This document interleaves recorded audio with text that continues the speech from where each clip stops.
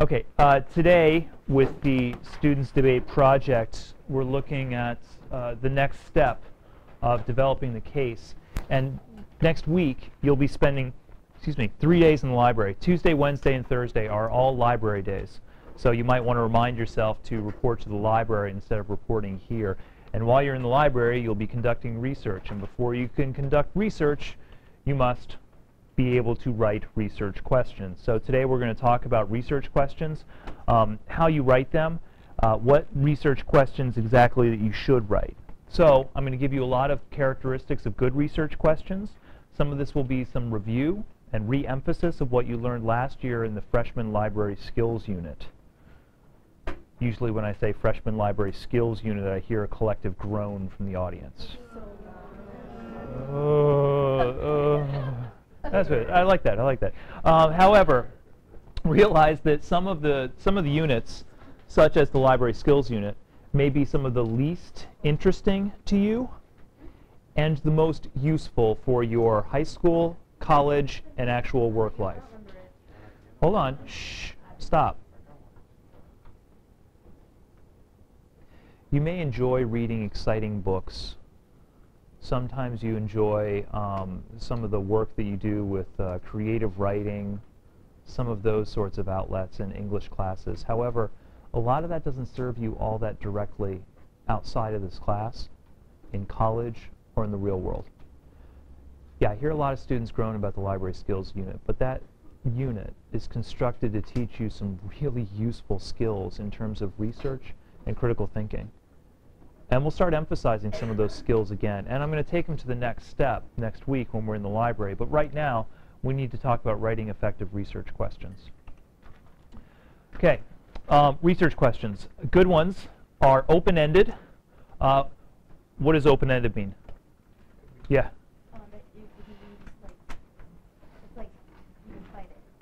You can what? No, we're just talking about research questions now. We're looking at, that's okay, Amma, we're looking at researching a topic. So we're not looking at generating arguability or controversiality. What are open-ended questions? Sorry? What kind of answer? A logical answer. Sorry? That's not true. Yes? You're getting much closer, Josiah. Josiah, I'll tell you, yeah? Like an answer good and or bad. Like, explain what you mean by that, Connor. An answer that's good and or bad. Like for the topic or against the topic? No, not quite. Remember, I know we're talking about debates, but right now we're just talking about focused research, so don't worry about... Okay. I'll give you a really easy way to explain it.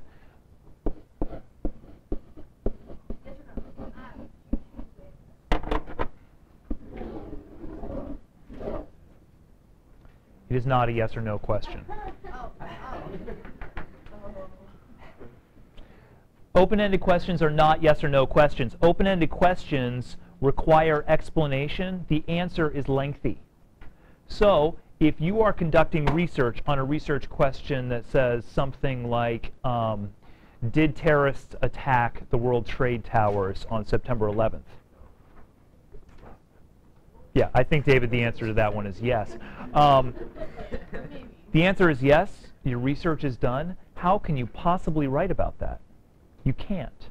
So if you write a research question like, how did the terrorists plan the attack on the World Trade Towers? Oh, now that question leads to a lot of information that you can use.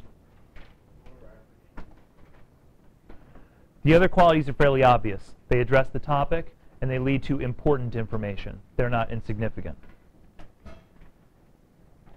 Let's think about writing a research paper about the Gulf oil spill this year. Let's think about what research questions we might ask. Can you throw out some research questions for the Gulf oil spill? Yeah. Haven. How many animals were killed in terms of both? Excellent. What impact on animal wildlife did it have? And that leads to statistical answers. It's important information, and it would be very concrete information, so that's a good research question. Sarah?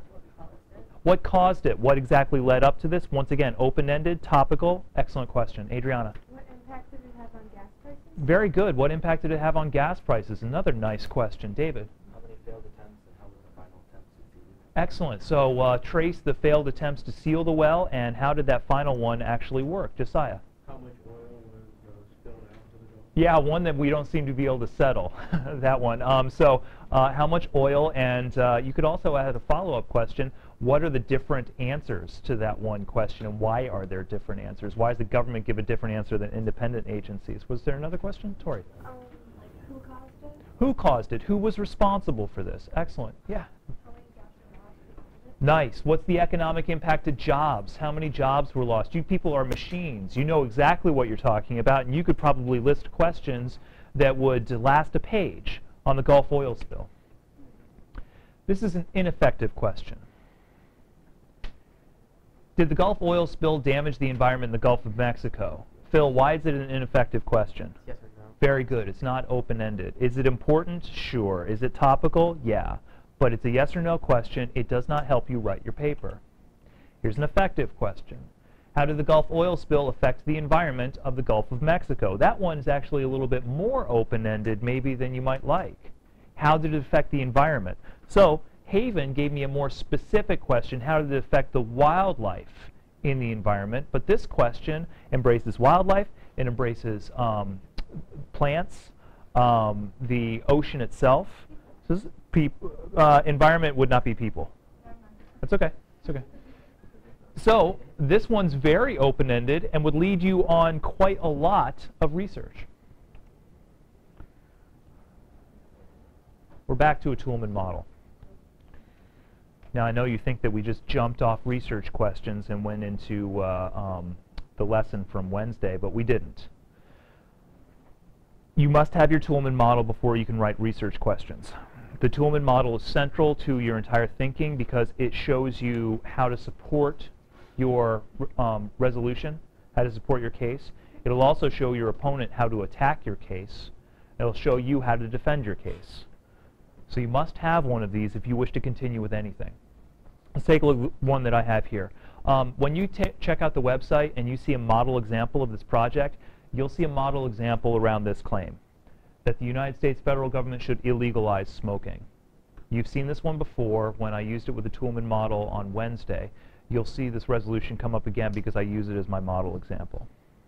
So the warrant, United States federal government should protect the health of its citizens. It's a fairly clear health warrant. And then grounds, illegalizing smoking would protect the health of U.S. citizens. It's a fairly simple argument.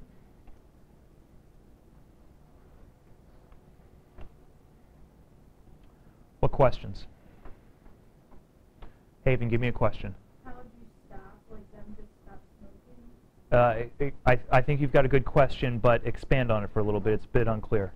How would you stop people to stop smoking because you can't be in their houses to make them to stop? Very good. So how will the government enforce this? Yes, very good. Aaron. How many people a year does smoking kill? Very good. We need statistical evidence on that. Connor? What would happen if you get caught? Oh, good. What is the enforcement for this? What are the penalties for this? What are the health concerns? Be a bit more specific, because Aaron's talking about deaths. What health concerns are you talking about? Why they want to protect the health and what's wrong? Sure. Notice that Aaron's and Tori's so far talking about health concerns are questions directly relevant to which part of the model? Warrant. And Brown. More the grounds.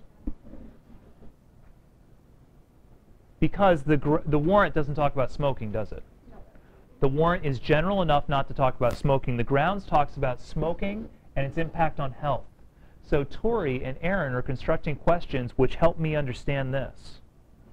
Now, Aaron and Connor are asking me questions that help me clarify a portion of the claim. So they're asking questions that clarifies a different aspect of the model, but still they are on topic with the model. Your questions should relate to some portion of the model, and if you're not quite sure what to ask, then ask that. Are there any questions you could ask to support the warrant?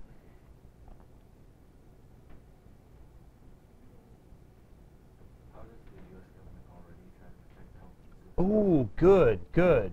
We're looking, this is an analogy that David's asking for. We're looking for analogies, how else do we protect health? And that would help support the warrant by looking outside the smoking example to others. The warrant's general, that's a perfect question, David. What else? Aaron. What should the what is the government overlooking in its health issues? Explain that a little bit more. Like, what is it, like, something that's really important issue, but the government kind of, like, they're not necessarily overlooking it, but they're also, like, making, I don't know how to explain it. I'll tell you what, I'm going to change one word in your question. I think it might help. Not so much what are they overlooking?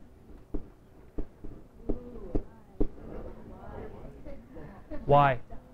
What tells the federal government what it should and should not do? Constitution, Phil. Thank you very much. So which part of the Constitution tells the government that it should overlook health? Bill of Rights? One of the Bills of Rights? Actually, the Bill of Rights are bills of rights for the citizens, not really obligations for the government. It's what the government's not allowed to do. This is the I'm not expecting you folks to be able to answer this question, okay? Preamble, maybe? Maybe some of the articles in there? Somehow it's implied or directly stated the United States government must overlook the health of its citizens? I don't know. That's the question you'll have to ask. Looking at this model, understanding it, can help you construct all the questions that you would need. And we've just seen a few. You could easily list a dozen to 20 research questions. It would take you quite a lot of research and lead to a very expansive and very effective case.